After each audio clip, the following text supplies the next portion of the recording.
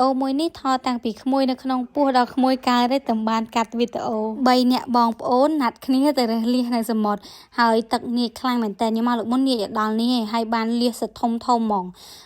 កោះបានហ្មងច្រើនណាស់ហើយសាច់វាណែនទៀតសាច់វាផ្អែមឆ្ងាញ់មែនតើលៀសហ្នឹងសិនអ្នកគ្នាចង់ឲ្យលៀសហ្នឹងខ្ជាក់ដីបានល្អ